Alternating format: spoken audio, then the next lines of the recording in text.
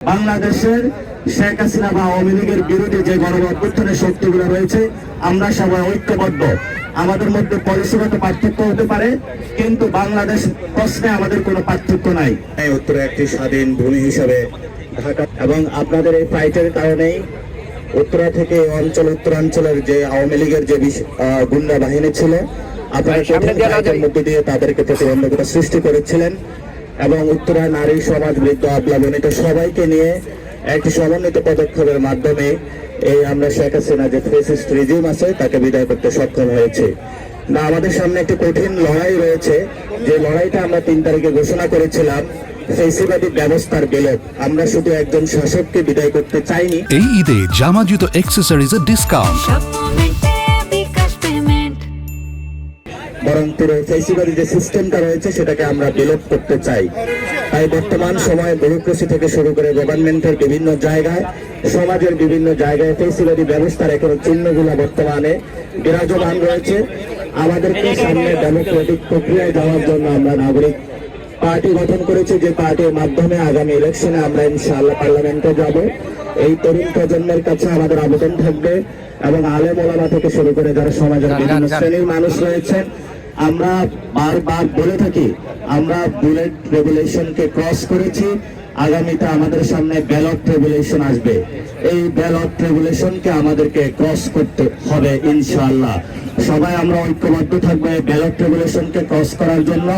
What ever, এটা যদি local government election হোক বা সেন্ট্রাল ইলেকশন হোক, গণপরিষদ ইলেকশন হোক, যেই কোনো ইলেকশন হোক, আমাদেরকে ক্রস করতে হবে। এবং আমাদের সামনে একটা অসমাপ্ত লড়াইয়ের মধ্যে বড় একটি লড়াই রয়েছে, আমাদেরকে নতুন একটি সংবিধান বানাতে হবে। গণপরিষদ নির্বাচনের মাধ্যমে আমরা একটি নতুন সংবিধান চাই। আমরা 72-এর যে মুজিববাদী সংবিধান রয়েছে সেই সংবিধান চাই না। এই সংবিধানটা হলো দিল্লির সংবিধান। দিল্লির সংবিধান দিয়ে বাংলাদেশ কখনো ভবিষ্যতে চলতে পারবে না এবং আমরা হতে দিব না। আরেকটি বড় বিষয় রয়েছে, যেটা বলে আমি শেষ করব। আমাদের বিচার প্রক্রিয়া নিয়ে এখনো আমরা দেখছি যে বিভিন্ন জায়গায় বিলম্বিত হচ্ছে। আমাদেরকে ঐক্যবদ্ধভাবে বিচার প্রক্রিয়ার জন্য মাঠে নামতে হবে এবং কনস্টিটিউশনাল যে রিফরমেশন গুলো রয়েছে সেগুলোর জন্য যে জাতিসংঘের মহাসচিব এসেছেন, পুরো বিশ্ববাসী বাংলাদেশের সাথে ঐক্যবদ্ধ হয়েছে এবং সাপোর্ট দিয়েছে।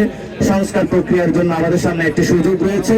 আমরা সবাই যার যার পরিমণ্ডল থেকে, সমাজ পরিবার থেকে, রাষ্ট্রের বিভিন্ন জায়গায় যে সামাজিক প্রক্রিয়ার মধ্যে যে সংস্কারের যে প্রক্রিয়াগুলো চলমান রয়েছে সেই জায়গাগুলোতে ঐক্যবদ্ধ থাকবে এবং বিভিন্ন রাজনৈতিক দল যারা রয়েছে তাদের সাথে, যেহেতু আমরা একটি রাজনৈতিক পার্টি এখন গঠন করেছি, ভুল বুঝাবুঝি সৃষ্টি হতে পারে।